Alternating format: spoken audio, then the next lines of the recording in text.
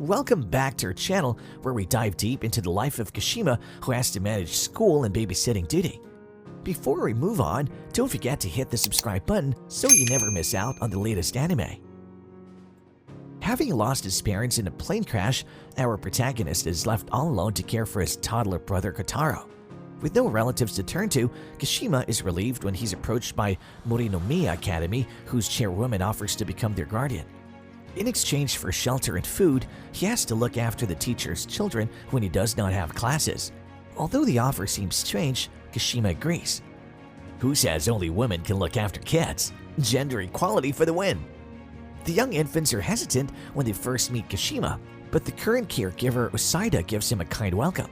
The kids soon warm to Kashima and include him in their playtime. His patience and gentleness is seen as he joins in and takes care of him even after Usaida has gone. Kotaro feels left out watching his brother play with other kids. He's a quiet and shy child who prefers to sit in the corner reading a book while the other infants are playing.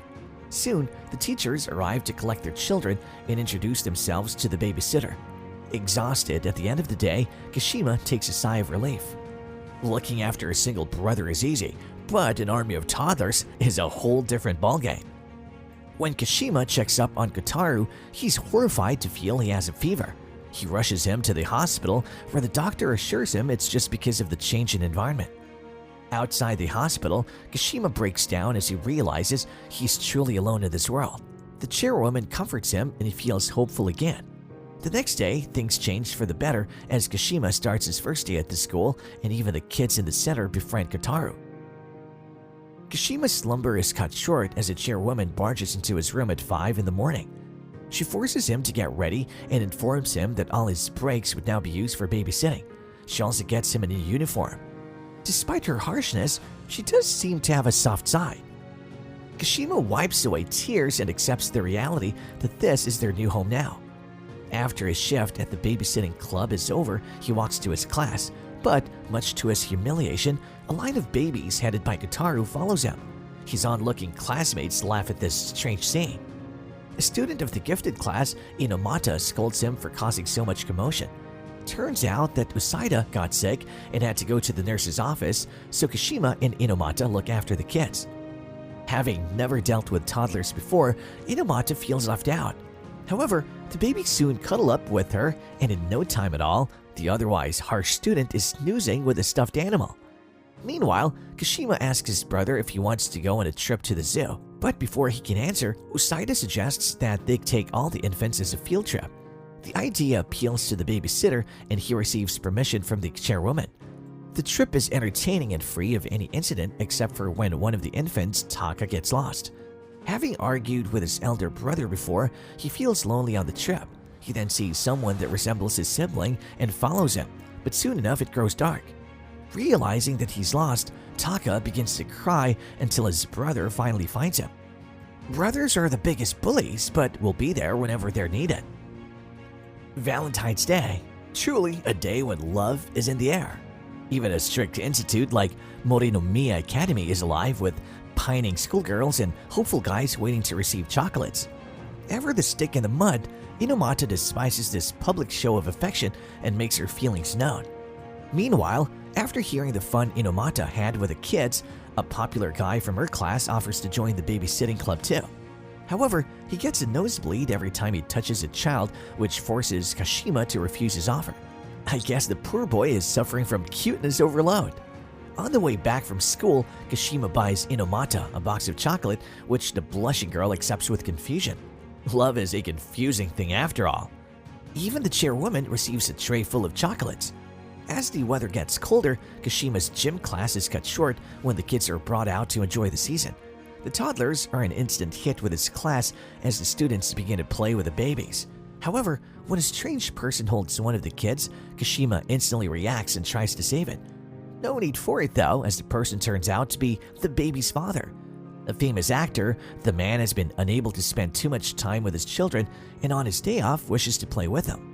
Kashima helps him in forming a bond with his children who could barely recognize him. Just as he's about to give up hope and leave the school, his two babies run out and call out for him. Eyes brimming with tears, he embraces them. Spend time with your kids before they forgot what you look like. With the season of spring beginning, Kashima graduates from middle school and begins high school. The students prepare posters to encourage others to join their club. Kashima makes one for the Babysitters Club, but there's no space for it on the board.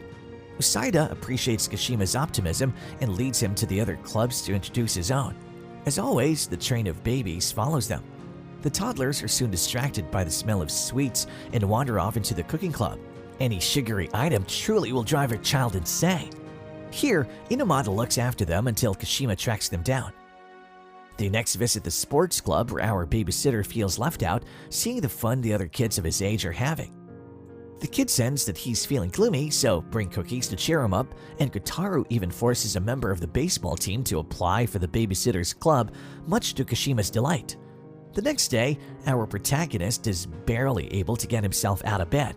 A high fever forces him to stay in his room, and the chairwoman takes Kotaro with her. She keeps the toddler busy in the kitchen with her preparing remedies. Kotaro's biggest achievement is squeezing out a lemon to prepare a soothing drink for his elder brother. Meanwhile, Kashima has a nightmare about the night his parents died and is unable to keep his tears back even while sleeping. He awakens to Kotaro wiping away his tears, which lightens up his mood as he realizes that it's his younger brother who has gotten him through this difficult time. The chairwoman does her part and prepares food and warm drinks for the ailing youth, and he soon recovers. Being sick sucks, but it's also an excuse to be taken care of. While changing the diaper of the youngest toddler, Kashima is startled when a student walks in and exclaims disgust at the stench of the club. The senior, Inui, says that he wishes to take a look at the youngest baby as he's about to become its father. Kashima is taken aback as the youth looks really young to even think of marrying a teacher. However, Inui does not reveal any more details and leaves. I guess love, even with a married and older woman, is still love, right? The rest of the day is confusing for our protagonist as he feels that cheating is immoral, but doesn't understand what to do next. Inui defends his actions, saying that the teacher's husband had passed away and he only wishes to help her. However, when she visits the daycare, she reveals that her husband is coming home soon. Inui's face becomes red with shame as he realizes what he's about to do. Inui quickly covers up but later sits gloomily in a corner thinking about the love he would never get. Meanwhile, life in the daycare goes on. It's always alive with the sound of the children's imaginary games or the arguing of two toddlers. There is never a dull day while looking after the babies. A competition between if witches actually exists results in one of the babies attempting to fly in a broom. Kashima does not wish to break her belief in imaginary things, but when she tries jumping off the stairs to see if she can fly, Kashima has to intervene. Luckily, the chairwoman is there, and she hints that she might be a witch in secret. This is enough to convince the toddler, who then returns to the daycare with her belief still intact. Having argued with his father, a teenage boy runs away from home. Kashima and Kotaro finds him stuck in the bushes while they're hanging up laundry. The boy turns out to be the brother of one of Kashima's classmates. He refuses any help from the babysitter, so Kashima calls Inomata, who scolds the boy. He begins to tear up and reveals that his family is so poor that they could not afford the game that everyone in his class owns. So he just wished to peek into a huge mansion and see what video games look like. Kashima and Inomata listen in silence, not sure what to say. Inomata's friend then tells a story about how he's friends with the boy's brother, and even though he's poor, he never lets that bring him down. This makes a huge impact on the boy, who asks Kashima to pull him out. He then returns home, hoping to follow his elder brother's example. Kashima forgets his lunch in the daycare, so Usaida gives permission to Kotaro to take it to him. It is a strange sight for the students of the school to see a small child carrying a lunchbox bigger than itself in the corridor. They offer their help, but Kotaro is a baby on a mission. He's going to deliver the lunch to his brother on his own. He almost drops it on the stairs, but Inui's there to catch it. Usaida had sent him to keep an eye on the baby. The rest of his journey is smooth as Kotaro enters Kashima's class and hands him his lunch, much to the elder brother's amazement. A brother's love can make you travel across continents, or in this case, school corridors. Will other students join the Babysitters Club? Will Kashima and Inomata become a couple? Will the two brothers live in the academy forever? Stay tuned to find out, and don't forget to like and hit that subscribe button.